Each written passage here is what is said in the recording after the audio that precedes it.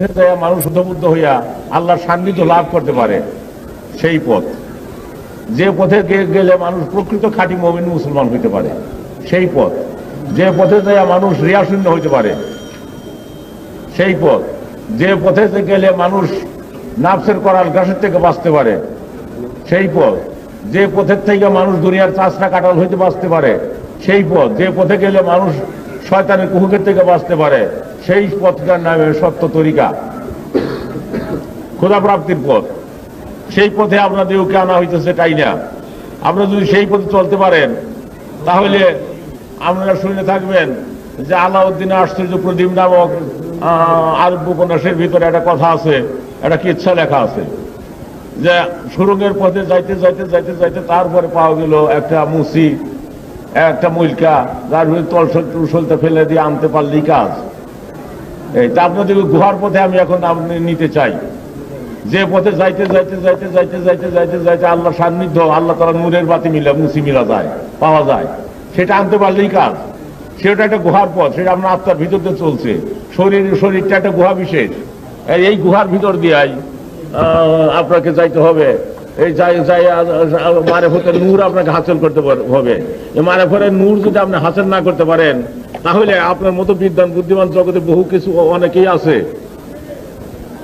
আপনি হাফেজ বলতেছে, মহর্ষি হাফেজ বলেন, হাফেজ তুমি জ্ঞান বিজ্ঞানে যতই উন্নত হও না কেন, তোমার পীরের কদমকে তুমি নোহের তরি মনে করো, নচেত দুর্বিপাকের এমনই তুফান আসবে, তোমার সবল ভিত্তিক ভাঙ্গা মেসমার করে ফেলবে, তখন তুমি কুলাই উঠতে পারবে না। তাই তোমার পীরের দামনকে তুমি শক্ত করে ধরো। তাই আপনাদেরকে বলা হইতেছে, এমন একটা পথে আমি আপনাদেরকে একটা পথের সন্ধান আমি দিতেছি, যে পথে যাই আমরা ক্ষুধা প্রাপ্তি তত্ত্ব, এই যে এই বিরাট অধ্যায়, এই চ্যাপ্টার আপনারা সম্পূর্ণরূপে শেষ করতে পারবেন এবং গভীর জ্ঞান লাভ করতে পারবেন। আধ্যাত্মিক জ্ঞান ছাড়া মানুষ পূর্ণ জ্ঞানী হইতে পারে না। আর আধ্যাত্মিক জ্ঞান ছাড়া মানুষ খুদ আল্লাহ তাআলার প্রেম প্রীতি ভালোবাসা লাভ করতে পারে না।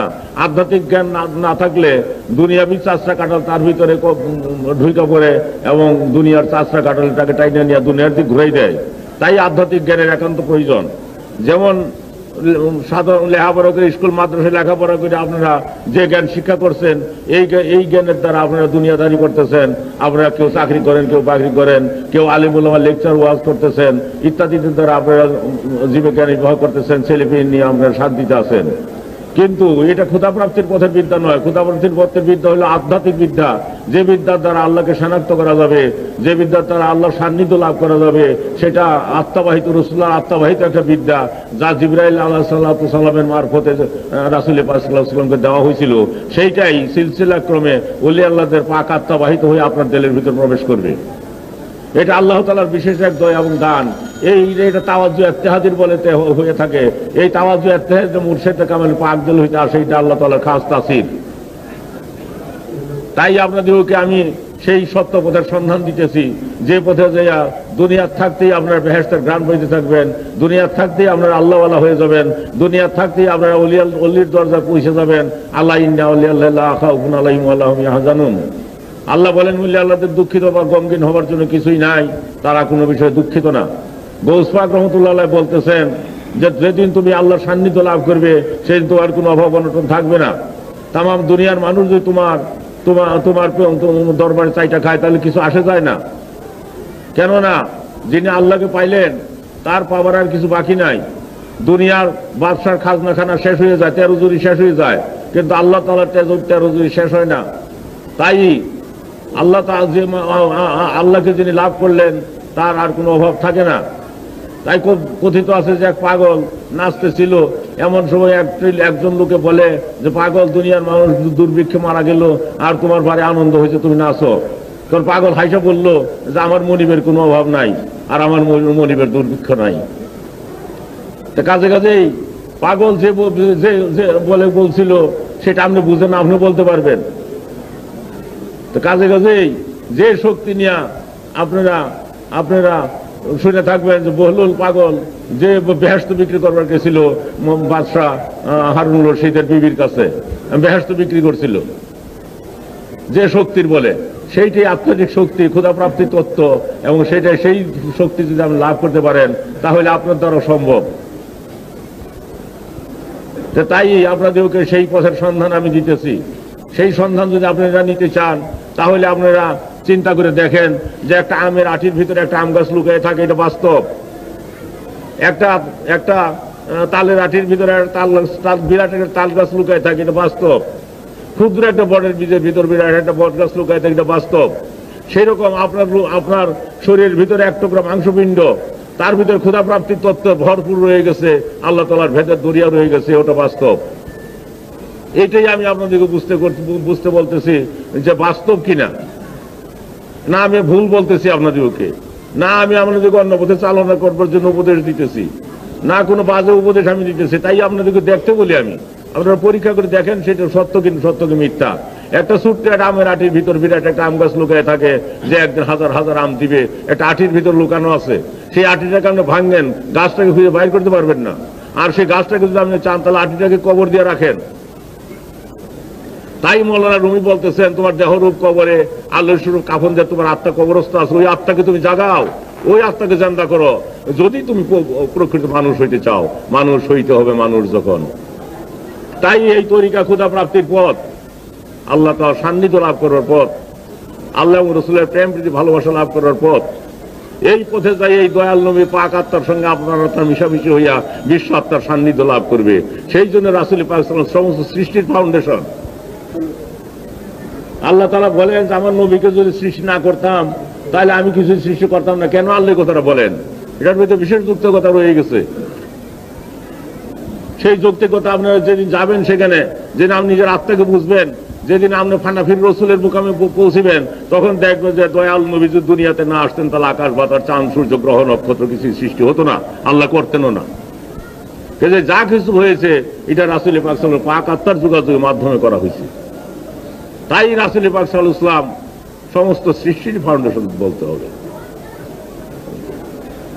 তো কাজে কাজে এই বিদ্যা যদি আপনি যে বুঝলো না, সে মারেফতের নিয়ামত হইতে অন্ধ। আর এলমে মারেফত যেটা বুঝলেন না, তাই আশেক কবি বলতেছেন যে এলমে বাতে নাহি যারো হাসরে সেই অন্ধ হয়ে, এশকে খুদা নাহি যারো দুজখেতে সেই রয়ে। এলমে বাতে নাহি যারো হাসরে সেই অন্ধ হয়ে, এশকে খুদা নাহি যারো দুজখেতে সেই রয়ে। কাজে কাজেই এই এশক মহব্বতের খেলা আপনার আত্মার ভিতরে খেলতেছেন আল্লাহ। তাই আল্লাহ বলেন, আমি আসমানেও না, আমি জমিনেও না, আমি পাহাড় পর্বতে নই, আমি সাগরে নগরে নই, গুহায় গব্বরে কোথায় আমার গুঞ্জায় হয় না, আমি তোমাদের ভিতরে আছি। ওয়াফিয়ান কুচে গুমাফলা তুকসেরুন, আমার নিদর্শন তোমাদের ভিতরে, তোমরা কি দেখো না? তাহলে তো আল্লাহ তাআলার নিদর্শন যে আমরা দেখতে চান, তাহলে আল্লাহ বলেন মান আরাফা নাফসাহু ফাকাদ রাব্বু, নিজের নাফসকে দেখো, নিজেকে তুমি দেখো, তাহলে তুমি আমাকে দেখতে পারবে।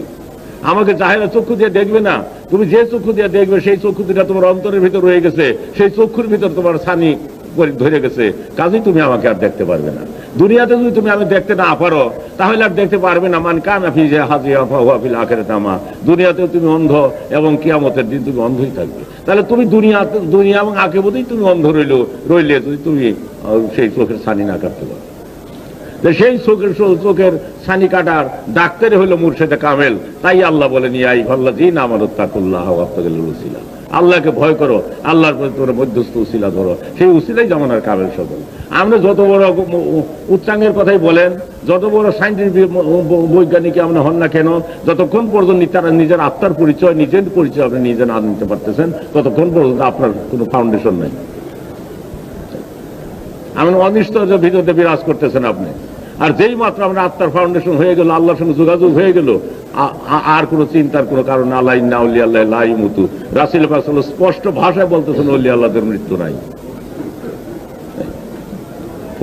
ওলি আল্লাহরা মরে না, জাগ্রত পরাণ যার মরে না সেজন, দৈহিক মরণ তার নহের মরণ, শত শত মুর্দা দেল মাটির উপরে, তার চাইতে অধিক বলো যদিও কবরে, সাদি বলেন। তাই এই যে বিরাট একটা নিয়ামত, আল্লাহ তাআলার দান, আপনার ভিতরে আল্লাহ রেখে দিচ্ছেন, আমি সেইটাই দেখতে বলতেছি। সেই দেখেন আল্লাহর সঙ্গে যোগসূত্র স্থাপন করা যায় কিনা, আল্লাহকে পাওয়া যায় কিনা, আল্লাহকে দেখা যায় কিনা। আল্লাহ তো বলেন যে তুমি দুনিয়াতে যদি আমাকে না দেখতে পারলে তাহলে আর দেখতে পারবে না, দুনিয়া আখেরাতেই তুমি অন্ধ থাকবে। এই দুনিয়া তো অন্ধ, পরপরে তো অন্ধই থাকবে। যেহেতু আপনি যখন কবরে যাবেন, আপনার দ্বারা ভালো মন্দ কোনো কাজ আর আপনার কোনো আমল হবে না, ভালো করতে পারবেন না, বন্ধ করতে পারবেন না, কোনো আমল আপনার আর নাই। তাহলে যে আমল আপনার দুনিয়া থেকে নিয়ে যাবেন, দুনিয়া থেকে আপনি কিছুই নিয়ে যেতে পারবেন না। আপনার টাকা পয়সা, ধন রত্ন, আপনার এই ছেলে মেয়ে, বাচ্চা কাচ্চা যত কিছু থাকুক না কেন, সব কিছু দুনিয়াতে আপনাকে রেখে দিতে হবে। দুনিয়ার মাল দুনিয়াকে থুইয়া আপনাকে যাইতে হবে খালি হাতে, অথচ মাল মাত্রা সিন্ধুক ভরা, সেইগুলা আপনার কোনো কাজে আসবে না। কিছুই যখন কাজে আসবে না, খালি হাতে যাইতে হবে। তো একটি জিনিস আপনি নিয়ে যেতে পারবেন, সেই জিনিসটি হচ্ছে আপনার আমল। দুনিয়াতে আপনি যে আমল আপনি তৈরি করছেন, সেই আমলটাই আপনার সঙ্গে যাবে, তাছাড়া আর কোনো জিনিস আপনার সঙ্গে নিতে পারবেন। তাহলে যে আমল আপনি দুনিয়াতে তৈরি করে নিতেছেন, সেই আমলের উপরে আপনি কবর, হাসর, মিজান, তুলসেরা, জাহান্নাম অথবা বেহেশত, এই একটি আমলের উপর নির্ভরশীল। অতএব সেই আমলটাই নেক আমল হইতে হবে। নেক আমল যদি আপনি তৈরি করতে চান, তাহলে জামানার কামেলের কাছে যাইতে হবে। তাই এটার জন্য মীমাংসা হলো না, তখন হযরত জালালউদ্দিন রুমি রহমতুল্লাহ বাধ্য হয়ে যাইতে হয়েছিল শামসে তেবরিজির কাছে। শামসে তেবরিজির কাছে যখন তিনি যে গেলেন, শামসে তেবরিজি তাকে বললেন, হুমকি দিলেন যে হরচে খান্দাই দর জমিন দাফন কুল, যা কিছু করেছে তো মাটিতে কবর দিয়ে থাও। তো তখন তিনি পীরের খেদমত করলেন। তাই মুসলিম খুলে আপনারা দেখেন, তিনি যেখানে কিছু বলছেন আপন পীরকে উদ্দেশ্য করে বলছেন এবং ইশারা দিচ্ছেন শামসে তেবরিজির কাছে যাও। তো মৌলানা রুমি বলতেছেন, আমি মৌলানা হয়েছি শামসে তেবরিজির পদধূলির দ্বারা। যে শামসে তেবরিজি মানুষ পাগল বলে উপহাস করত,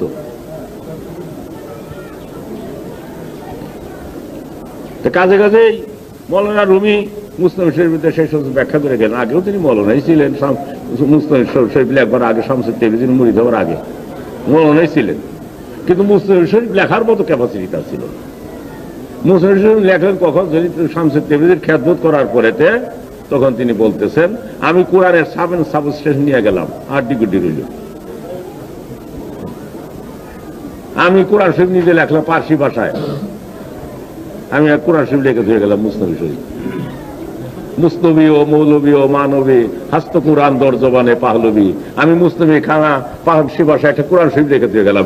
এমনকি আলেম দুনিয়াতে আছে যে বলে আমি কোরআন শরীফ লিখলাম? এমন আলেম দুনিয়াতে কে আছে যে বুকে টুকা দিয়ে বলতে পারে আমি কোরআন শরীফ লিখে ধুয়ে গেলাম? এটা একমাত্র মুসনবী রুমির পক্ষে সেটা সম্ভব ছিল। তিনি লেখাও গেছেন, বসেন মহারাষ্ট্র রামপুরি সব বসেন, তিনি লেখাও ধুয়ে গেছেন যে আমি পার্সি ভাষায়, আমি হাস্ত কোরআন দর্জ মানে পাহলবী, আমি পার্সি ভাষায় আমি কোরআন শরীফ লিখে ধুয়ে গেলাম। কাজে কাজেই তিনি তখন বুঝতে পারলেন, উপলব্ধি করতে পারলেন, মুসনবী শরীফটার ভিতরে তিনি ব্যাখ্যা করে গেলেন, তুমি যদি খোদা প্রাপ্তি তত্ত্ব হাসিল করতে চাও, জামানার কামিলের কদমের ধুলি হয়ে যাও। কাজে কাজেই যদি আপনি সত্যিকার পথ নিতে চান পয়সা, অবশ্যই আপনাকে আত্মার পথ বুঝতে হবে। আর আত্মার পথ যদি আপনি বুঝতে না পারেন, তা আমি কোন অজ্ঞাত এক জ্যোতির মধ্যে এসে থেকে আপনি যাত্রা শুরু করছেন তা কি আপনি জানেন? কোন এক অজ্ঞাত এক জ্যোতির মধ্যে এসে থেকে আপনি আসছিলেন? আয়সা কিছুদিন মায়ের মাতৃ উদরে, মাতৃ জঠরে আপনাকে বসবাস করতে হয়েছিল। সেখান থেকে নতুন গাড়িতে করে দুনিয়াতে আসতে হইল আপনার। নতুন একটা গাড়ি নিয়ে আসলেন মাতৃ জঠরের থেকে আপনার দেহ। কিন্তু আপনি কোথায় যাবেন এই গাড়ি নিয়ে, তা কি আপনার জানা আছে? এবং কোন জ্যোতির মধ্যে এসে আপনি কোন শান্তিনিকেতনে বসবাস করতেন তা কি আপনার মনে আছে? আর কি আপনি সেই শান্তিনিকেতনে যাইতে পারবেন? সেদিকে কি আপনার হুঁশ আছে? কাজে অমূল্য সময় বয়ে যায়, তাই খাজা বাবা বলতেছেন যে অমূল্য সময় বয়ে যায়, হুঁশ করেন, নিজেকে ভ্রমপথে চালিত করবেন না। সময় স্রোতের মতো চলে যেতেছে, এই সব যে সময় চলে যেতে সেই সময় ফিরে আসবে না। অতএব আপনি আল্লাহকে ডাকেন, আল্লাহর জিকির করেন, দিলকে সাফ করেন আল্লাহ তাআলার দ্বারা, তবেই আপনার জন্য কল্যাণ। তাই আপনাদেরকে এমন একটা পথের সন্ধান আমি দিতেছি, যে পথটা খাজা বাবা আপনাদের জন্য দান করে গেছেন, আপনারা ভাগ্যবান বলে মনে করেন।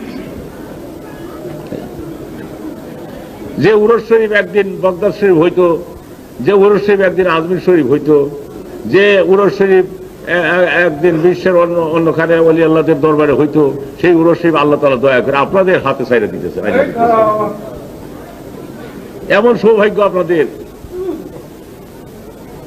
এমন বলন্দ নসিব আপনাদের যে আমার মহাওলি খাজা বাবা যদি এই বাংলাদেশ উন্মুখ না করতেন, তাহলে এই যে এলমে আসরা এলমে তাসাউফের বুবাসও পাইতেন না আপনারা।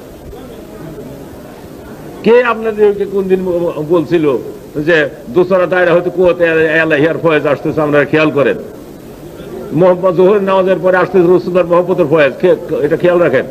আসরের নামাজে আদম আলাইহিস তওবা কবুল হয়েছিল, আসর হইতে মাগরিব পর্যন্ত তওবা কবুলিয়তের ফয়েজ আপনারা খেয়াল করেন। এশার নামাজে রসুলের ঘায়লাতের ফয়েজ দেল সাফ করেন, এবং সাফ দেল আল্লাহর দিকে পাতেন, এবং রহমতের সময় ডাকে নিয়ে আল্লাহ ইয়া রহমান রাহিম বলে আল্লাহকে ডাকেন, তবেই কল্যাণ, তবেই মঙ্গল, তবেই আপনার আত্মা জ্যোতির্ময় হয়ে আল্লাহর দিকে ঘুরতে থাকবে। মুকুন নফসে আম্মারা এ পায় রবি কে নাগা গ্রেফতার দুজক ছবি। কাজে নফসে আম্মারার পায়রবিকে নিজের অনর্থক জাহান্নামের দিকে চালিত করবেন না। আপনি একজন মানুষ, আপনি আল্লাহর তরফের থেকে আসছেন, আপনি আমরে রব্বি, আপনার আত্মাটা আমরে রব্বি, সেই সম্বন্ধে কি আপনার জ্ঞান আছে? আর একটা কথা আমি জিজ্ঞাসা করতেছি, আল্লাহ তো আমানতের কথা বলতেছেন, ইন্না আরাদনাল আমানাতা আলাস সামাওয়াতি ওয়াল আরদ, আমি আমানত সাধলাম আসমানকে, জমিনকে, পাহাড় পর্বত সাগর নগরকে। কেউ সে আমানত নিবার স্বীকার করলো না, পরন্তু মানুষ সে আমানত নিয়ে গেল, মানুষ ক্ষতিগ্রস্ত হইল। আচ্ছা, আমি আপনাদেরকে জিজ্ঞাসা, কি আমানত আল্লাহর কাছ থেকে আপনারা আনছেন? আমানত সাংঘাতিক কথা। আমি যদি এই যে ট্রানজিস্টারটা আপনার কাছে আমানত দেই, আমাকে এই অবস্থায় আমি ট্রানজিস্টার আমার কাছে আমাকে ফেরত দিবেন, আপনি 5 বছর পরে চাইলে ফেরত দিতে হবে, এই অবস্থায় ফেরত দিতে হবে, কোনো খেয়ানত করতে পারবেন না। আর যদি আপনি খেয়ানত করেন, ট্রানজিস্টার যদি বাজান, তাও খেয়ানত হবে। তাহলে এই অবস্থায় 5 বছর পরে আমাকে ফেরত দিবেন, আমি চাইলেই তাও মাত্র দিবেন আপনি। আল্লাহ তাআলা তো আমানত থুইছে করে আল্লাহ বলতেছেন, আসমানকে দিলাম নিল না, পাহাড়কে দিবার চাইলাম নিল না, জমিনকে সাধলাম নিল না, আমি পরন্তু মানুষ মাথা পেতে নিল, মানুষ ক্ষতিগ্রস্ত হইল। এখানে কবি আফসোস করে বলতেছে যে তুলিতে নারিল আসমান আমানত ভার করিল নেস্তর দ্বার দাও ভাগে পাগলার। আমানত যেটা আসমান জমিন নিবার পারলো না, এটা পড়ে গেল পাগলার ভাগ্যে। তুলিতে নারিল আসমান আমানত ভার পরিল ন্যস্ততার দাও ভাগে পাগলার। আচ্ছা, আমি জিজ্ঞেস করি, কি আমানত আল্লাহর কাছ থেকে আনছেন আপনারা? অথচ আল্লাহ তো ইস্তাহার দিয়ে রাখছে যে আমানত দিছি তোমাকে আমি, এবং আমানত আমি চাবো তোমার কাছে। কি আমানত আল্লাহর কাছে দিলেন? জিজ্ঞাসা করলেন না যে হে খুদাই, যে এত বড় এত বড় ইস্তাহার আপনি দিয়ে গেছেন, কি আমানত দিয়েছেন আমার তো জানাবেন। আর আমরা যদি আপনি খেয়ানত করেন, তাহলে জাহান্নামের ভয় দেখাই দিচ্ছে, জাহান্নামে তোকে দিয়ে দেওয়া হবে, মানে তোমাকে হাজত খাটাইতে হবে, দিয়ে দেওয়া হবে, চিরদিনই তুমি হাজতে থাকবা আমানত যদি আমার খেয়ানত করো। আচ্ছা, কি আমানত আল্লাহ তাআলা আপনাদেরকে দিচ্ছেন যাতে ওরা একটা ইস্তাহার দিয়ে দিচ্ছেন, তার সম্বন্ধে কেউ প্রটেস্ট করলেন না কোনোদিন আল্লাহর কাছে? ওদের খেয়ালই গেল না, অথচ কত বড় এক মামলা দায়ের রয়েছে আপনার বিরুদ্ধে, সেদিন খেয়ালটা পর্যন্ত গেল না যে কি আমানত আল্লাহ তাআলা দিলেন। কাছে কাছে সেই আমানত আপনাকে খুঁজতে হবে, বুঝতে হবে যে কি আমানত আল্লাহ তাআলা আপনাদেরকে দিতেছেন, দিলেন, এবং কি আমানত আল্লাহ আপনার কাছে চাবেন। সেটা যদি বুঝতে চান, তাহলে আল্লাহ বলেন ইয়া আইয়ুহাল্লাযীনা আমানু তাকুল্লাহা ওয়াবতাগিল উসিলা, আল্লাহকে ভয় করো, আল্লাহর পথে তোমরা বুদ্ধস্ত উসিলা ধরো। সেই উসিলাই আমার খাজা বাবা, যার তাওয়াজ যে ইত্তেহাদির বলেতে বিরাট মজলিস হয়ে গেল, এটাকে সামলাবার ক্ষমতা কারো আছে?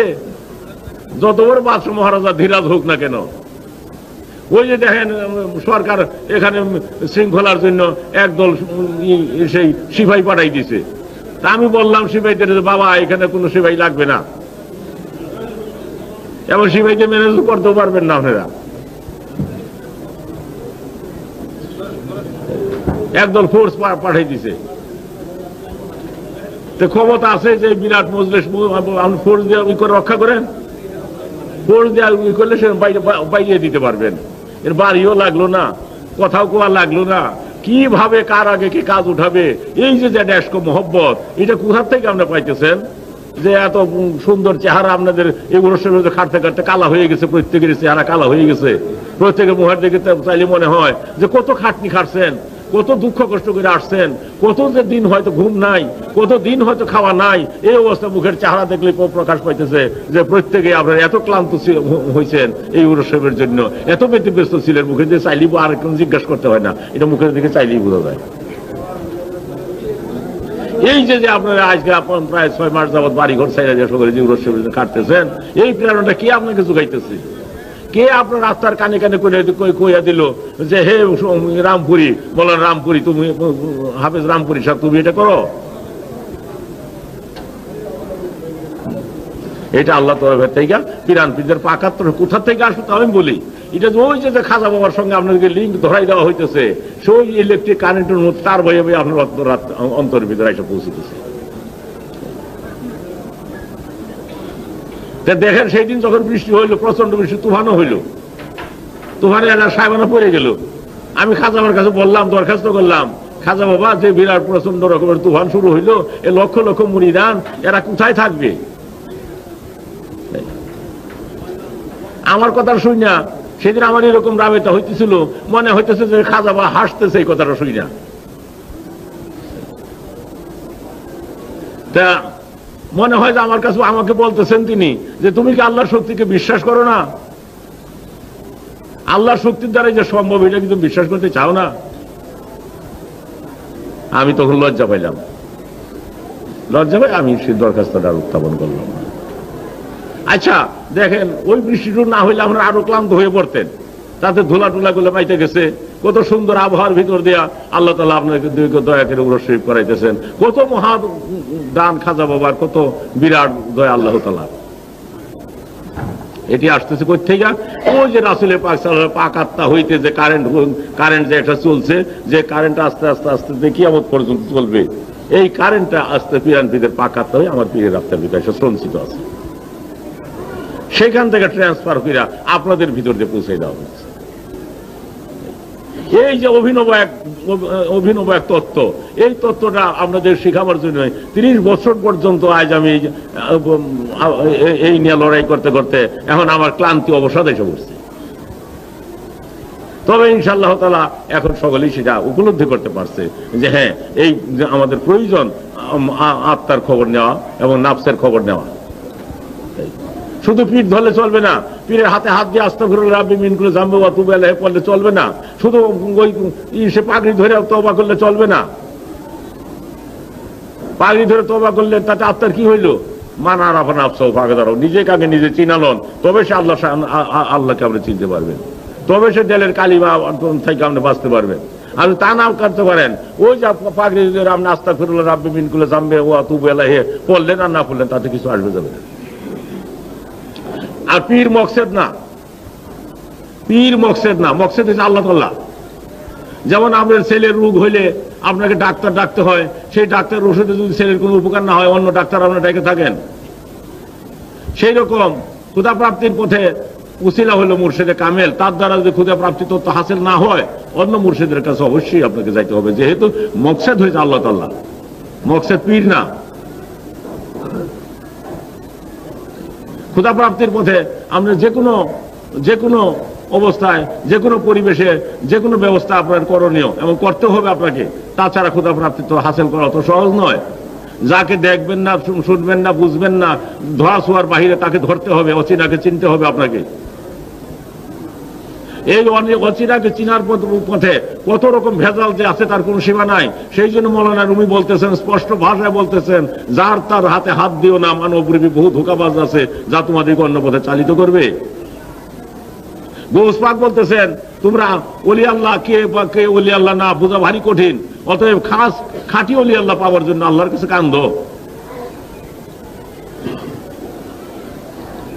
তবে আল্লাহ দয়া করে তুমি ওলিয়া কামেল মিলে দে, তাছাড়া ওলিয়া কামেল যারা তাদের অত অভাব নাই, আল্লাহ তো বল দিয়ে আছে তার দুঃখ নাই, দ্বন্দ্ব নাই, অভাব নাই। কি দরকার আপনাকে টাইনা নিয়া যে হে রামপুরি সাহেব আপনি আমার সঙ্গে, হে মৌলানা দেওবন্দি আপনি আমার কাছে আসেন, কি দরকার তার? যারা আহার যোগাবে, একদিন আমাকে পীর কেবলা জান উপদেশ দিলেন যে ওলি আল্লাহদের আহার যোগাবে তামাম দুনিয়ায়, যেমন শানকি সাহেবের আহার যোগায় তামাম সাপে, আর সাপ যদি আহার যোগাইতে না পারে তাহলে ক্ষুধা নিবৃত্তির জন্য একটা সাপ তার পেটে যায়। এরকম ওলি আল্লাহদের আহার যোগাবে তামাম দুনিয়ায়। আর তামাম দুনিয়া যদি ওলি আল্লাহদের আহার যোগাইতে যদি ব্যর্থ হয় তাহলে দুনিয়ায় তার পেটের ভিতরে ঢুকতে হবে। তাহলে কি শক্তি নিয়ে ওলি আল্লাহ সকল দুনিয়াতে আসেন তাই দেখেন। তাদের আবার অভাব কি? তারা যদি আপনাদেরকে না ডাকে তাহলে কি শেখা তার, যার আহার ভুতে যোগাবে? কাজেই দরকার হচ্ছে আপনার ওই উসিলা, ওই মুর্শিদে কামিলের, যার পাক আত্মার যোগাযোগ বিশ্ব আত্মার সান্নিধ্য লাভ করতে পারেন বা পারবেন, সেই আত্মাখানা দরকার। সেই পাক আত্মাটাই হলো জামানার শ্রেষ্ঠ আবদাল খাজা বাবার পাক আত্মা, যে পাক আত্মার যোগাযোগ আপনাদের ভিতরে পৌঁছিতেছে। তাই কত কাঁদলেন, কত দুঃখ করলেন, কত কষ্ট করলেন। দেখেন কোন সুদূর দেশ,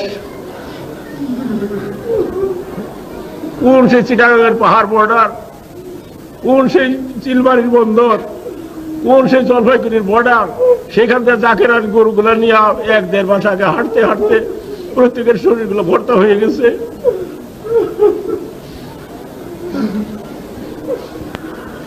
প্রত্যেকের চেহারা বাগুন পুরার মতো হয়ে গেছে। কেন, কোন প্রেরণার দ্বারা তারা এই সমস্ত গরু বাছুর গুলো এতদিন নিয়ে আসতেছে? কে তাদের কানে কানে বলে দিছিল?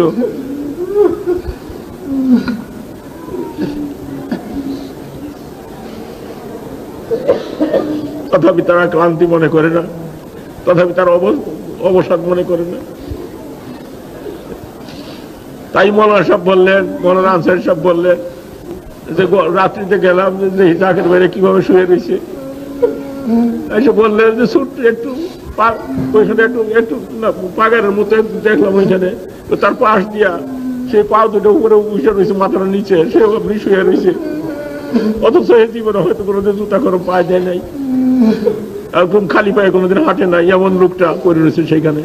কত কোনাকাঞ্চিতে পড়ে রয়েছে, পাশের চোখের নিচে পড়ে রয়েছে, ওই আগারে পাগারে পড়ে রয়েছে, যার কত মূল্যবান মানুষ তারা পড়ে রয়েছে। কোন প্রেরণার দ্বারা তারা পড়ে রয়েছে সেখানে? কেনই বা তারা এত দুঃখ কষ্ট করে আসতেছে? কেনই বা কোন সেই আসমুদ্র হিমাচল, কোন সমুদ্রের পাড়ে থেকে গরুগুলো নিয়ে হাঁটতে হাঁটতে হাঁটতে হাঁটতে আইসা শরীর কালা করে ফেললো? সেই কোন চিলমারির বন্দর হইতে তারা আস্তে আস্তে আস্তে আস্তে প্রত্যেকের শরীরগুলো ভর্তা হয়ে গেল? কোন সেই ইসের চিটাগাংয়ের পাহাড় হইতে গরু আপনারা নিয়ে, আপনারা গয়াল নিয়ে আসতে আসতে আপনাদের চেহারা কালো করে ফেললেন কেন? কে আপনাদেরকে বললো এগুলো আনতে? এটাই আপনাদের উপর আল্লাহ তাআলার এক মহৎদান, একটা মহাদান আপনাদের। সেই দান নিয়েই আপনারা আসতেছেন আল্লাহ রসুলের দ্বীনের খেদমত করবার জন্য, ক্ষুধা প্রাপ্তির পথে আপনাদের চলবার জন্য, আল্লাহ আল্লাহদের খেদমত করবার জন্য। যারা এই জ্যাকের করবে, এই জ্যাকের খেদমত করবার জন্য আপনাদের শরীরকে আপনারা কালা করে ফেলতেছেন। এটা কি আল্লাহ দেখতেছেন না আপনাদের চেহারা? আপনি তাই একদিন দেখেন পীর কামরাজানকে বললেন যে হুজুর মুড়িদাম যাইতেছে, কানতে কানতে সব। তখন হুজুর বললেন যে বাবা, ওরা মনে করে, ওরা কাইন্দা যায়, ওরা মনে করে যে ওরাই আমারে ভালোবাসে, আমি ওদের ভালোবাসি না। ওরা যদি আমার হৃদয় দেখতো, ওরা যদি আমার পড়ার অবস্থা বুঝতে পারত না, ওরা যদি আমার হৃদয়খানা দেখতো কি হয়ে গেছে ওদের জন্য আমার।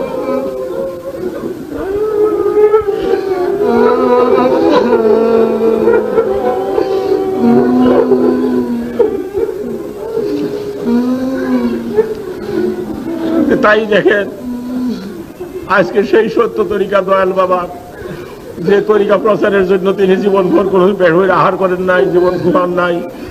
আমি নিজের সঙ্গে থাকছি, তখন আমি বাচ্চা শিশুকালে আমি আসছি, আমি তার জীবন সঙ্গে থেকে থেকে যা দেখছি যে একদিন ভিতরের হুজরায় তিনি চলে গেলেন, যাইয়া যখন জামা কাপড় গুলো আমার সম্মুখে খুললেন, তখন আমার কান্দা আসলো, যেহেতু শরীরের আড্ডি গুলো বাইরে গেছে।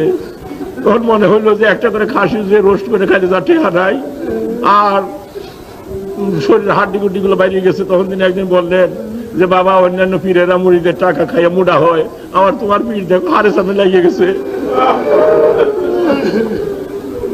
সেই জন্য লক্ষ লক্ষ মুড়িদ বাবা আমার দেলের সঙ্গে দেল মিশায়, তার জন্য আমি রুগ্ন, তার জন্য আমি শুকিয়ে কাঠ হয়ে গেছি। তার এই সত্য তরিকা আজ প্রচার করবার জন্য আমাকে এই দেশে তিনি পাঠাই দিয়েছেন এবং বলছেন যে বাবা তুমি কি এই সত্য তরিকা প্রচার করতে ভয় করো? আমি বললাম যে আমার পীরের মতো লিজার পিছনে তার মরতেও ভয় নাই। দেখেন 30 বছর পর্যন্ত আমি এই সত্যের সন্ধান আপনাদেরকে দিতেছি। তা আমি অত্যন্ত এখন সুখী, অত্যন্ত আমি আনন্দ ভোগ করি। আমি আমার দেশবাসী, আমার প্রতিবেশী আজ সেই সত্যটাকে সবই বুঝতে পারছে। তাই চতুর্দিকের থেকে আজকে বারুশের খ্যাতমত সুন্দরভাবে তার উদযাপন করছে, এত সুন্দরভাবে উরসের খ্যাতমত করছে, এত সুন্দর ম্যানেজমেন্ট হয়েছে যা ইতিপূর্বে আর কোনোদিনও হয় নাই। সেই জন্য আমি হাজার হাজার শুকরানা আল্লাহর দরবারে আমি আদায় করি। দেখেন এটি এই নিয়ামত আল্লাহ তাআলা আপনাদেরকে দান করছেন আমার পীরের থ্রুতে। তাই আপনাদের জন্য শুভ সুযোগ, আমরা দুনিয়া থেকে নগদ বেহেশত কামাই করে নিতে পারেন যদি আমার কথা আপনারা শোনেন।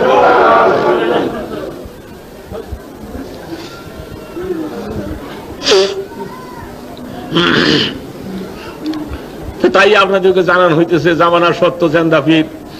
আমি পীর কাবলাজানের সঙ্গে অনেক সময় থাকতাম, কারণ আমি ছোট ছিলাম, বাচ্চা ছিলাম। আমাকে হুজুর কাবলা এত ভালোবাসতেন, কোন সময় কাছে ডাইকে নিয়ে বলতেন যে বাবা তুমি গজল জানো?